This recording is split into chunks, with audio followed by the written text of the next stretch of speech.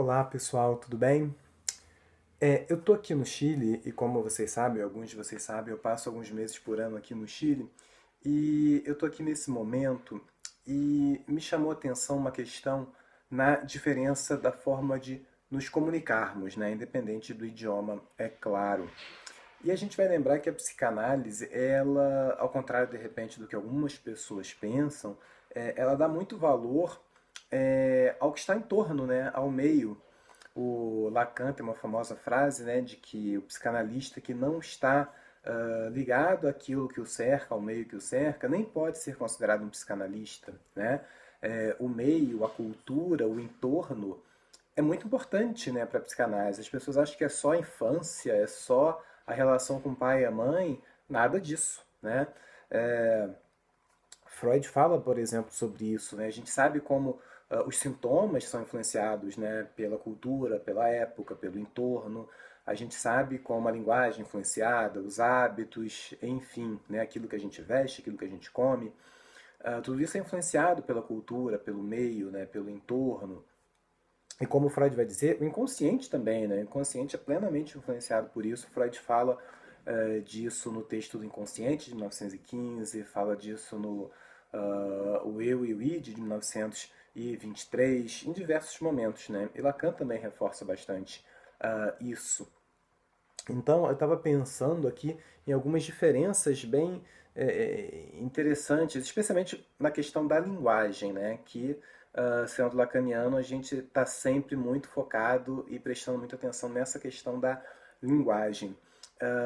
Existem, por exemplo, algumas coisas que, algumas formas, né, de nos comunicarmos no Brasil, em português, que ficaram meio que naturalizadas para a gente, porque a gente está o tempo inteiro falando português no Brasil, e de repente alguém de fora, né, que tem uma visão diferente, estranha. Né? Eu vou dar dois exemplos aqui. Né? Um deles é a expressão que, né, passou a ser usada no Brasil, que é morador de rua. Né? O que é um morador de rua? A pessoa que não tem onde morar, né? É o indigente, é a pessoa que está numa situação terrível, né? Dramática, urgente, né? No sentido de que urge uma solução. Né? Imagine você estar numa situação que você não tem onde morar, você seja obrigado a dormir na rua. Né? Imagina se. Eu não consigo nem me imaginar nessa situação. Né? Seria uma coisa trágica, né? A noção ali de um abandono, né? Me lembrei agora a questão do abandono infantil, né? É, a gente vai estar numa situação de total abandono ao relento, né? Usa essa expressão ao relento quando a pessoa não tem nada, né? A gente vai estar ao relento, a gente vai estar sujeito às intempéries, à chuva, ao vento, ao sol, a agressividade das pessoas, a poluição, a sujeira do chão, do banco da praça, seja o que for. Ou seja, a pessoa que está numa situação dessa, que tem que viver na rua, é algo trágico, né? É algo inominável. Mas a gente chega e chama de quê? Morador de rua. Ufa, já dá um alívio, né? Não, não é que ele não tem onde morar, ele tem, ele tá morando ali na rua, naquele canto, ali embaixo daquela marquise, ali naquele banco da praça, né? Ou seja, a gente pega e dá nome a algo que nem tem nome, né? Morador de rua. Como assim morador de rua? Se é morador tem que ter casa, né? Morador de rua.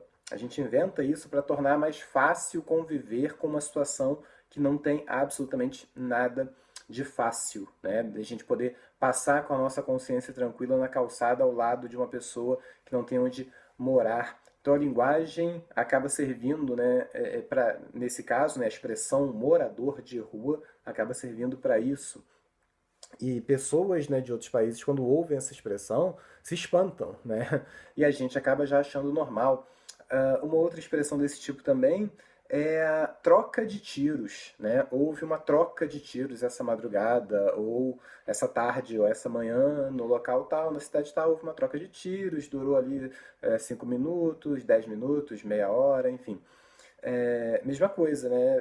Pessoas que eu conheço de outros países não entendem essa expressão, né? Como assim houve uma troca de tiros, né?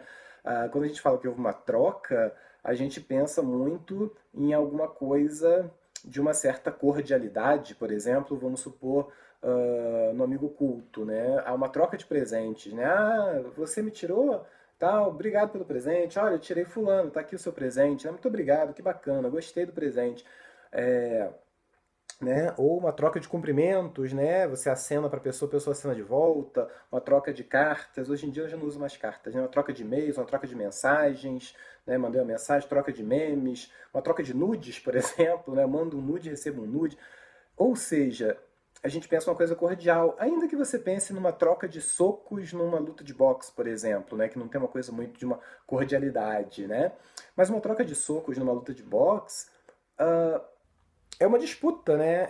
É um esporte, podemos colocar assim, que tem regras e as pessoas elas estão trocando socos porque elas estão tentando conseguir aquele cinturão de campeão mundial, elas estão tentando, enfim, é a carreira delas, né? Existem regras, existem normas, existe um juiz e por isso existe essa troca de socos, né? Mas numa troca de tiros, né, é diferente. Uma troca de tiros não existe uma lei, uma norma, um juiz, né?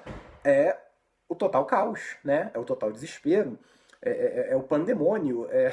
Né? Se uma dessas balas atinge alguém, essa pessoa provavelmente morrerá ou ficará seriamente ferida, talvez para sempre, enfim. É uma situação muito caótica, uma situação inominável, tiros para todos os lados. A gente pega e nomeia, né? Não, houve uma troca, né? Tá aqui, né, meu tiro para você, me deu o seu tiro, muito obrigado. A gente tenta nomear aquilo que é nomeado e poder fazer com que as notícias diárias de que teve uma troca de tiros aqui, teve uma troca de tiros naquele bairro, agora hoje foi em outro bairro, para que isso se torne algo mais possível de se conviver, né? E quem vê de fora, de uma outra cidade, de um outro país, digo, até estranha, né?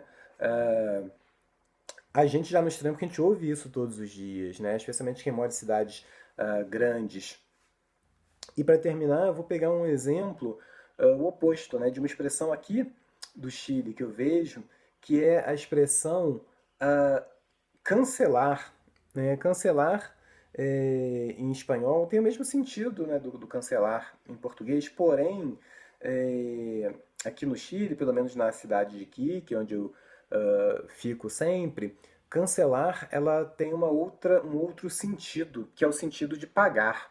Né? Eu nunca tinha escutado a palavra cancelar como pagar.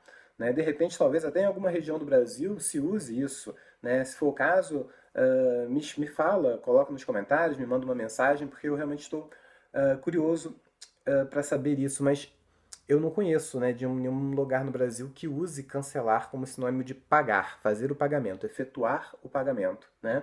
E aqui no Chile se usa muito essa expressão, né? Então, quando você vai, sei lá, sobe no ônibus, né? Você cancela com o motorista, né? Você bota, paga o dinheiro ali pro motorista. Num fast food, né? Você entra ali na fila para fazer o seu pedido e cancelar ele, né? Pagar ele e aí você vai lá buscar a sua comida numa loja, o que quer que seja, né? Você pega o produto e vai para a fila cancelar, ou seja, pagar. Então é usado o tempo inteiro, né? E hoje em dia, óbvio, já estou acostumado, mas no início me causava também um grande estranhamento, né? Porque para mim cancelar é o oposto, né? Eu vou desistir da compra, né? Se eu vou cancelar, seria o oposto. Eu lembro uma vez que eu estava numa loja dessas lojas de departamento, bem grandes e tal, e eu peguei uma camisa que eu gostei e eu estava procurando onde é que ficava o caixa, né? Era aquelas lojas enormes de vários andares e vários departamentos, e eu estava tentando achar onde é que ficava o caixa daquele setor e não estava achando, e uma funcionária da loja me viu, né, segurando um produto e com cara de perdido, e veio me auxiliar e perguntou, né, se eu desejava cancelar. É, E aí eu respondi que não, né? Eu não queria cancelar, né? Eu queria comprar, queria pagar, né? Eu falei que que eu não desejava cancelar, não. Ela me olhou assim meio estranho, né? Tipo, mas se você não vai pagar, você vai fazer o quê? Você vai roubar a camisa, né? Como é que você vai fazer, né? Ela me olhou meio estranho e foi embora, né? E eu consegui achar depois o local e pagar a camisa. Mas e eu fiquei com essa dúvida, né? Por que se usa cancelar, né? Eles falam o tempo inteiro cancelar. Talvez eles usem até mais do que pagar, embora também usem pagar. Achei isso bem curioso, né? E o que eu cheguei de reflexão sobre isso é só se for no sentido de cancelar a dívida, né? Você entra no ônibus, você pagou o motorista, você já não está mais devendo a passagem, né? Você cancelou a dívida pagando ao motorista, né? Se você pega a camisa na loja, você vai e cancela a sua dívida ao pagar no caixa, né? Como se você, ao tocar no produto ou na camisa, você tivesse assumindo uma dívida, né? E essa dívida vai ser cancelada quando você vai lá e paga. Esse tipo de termo, né? A forma como a gente usa a linguagem, Lacan vai falar muito disso, né? Afeta a forma como a gente pensa, como a gente age, como a gente se posiciona, né? E assim como nos dois exemplos que eu dei do Brasil, né? Acabam sendo formas da gente lidar com esse inominável, com esse horror do nosso dia a dia, mas que a gente não tem como evitar, então a gente tenta tornar o horror menos horrível, né, usando essas expressões. Nesse caso aqui do cancelar, não sei bem como é que a gente poderia enquadrar isso, mas eu imagino que podemos pensar em algo como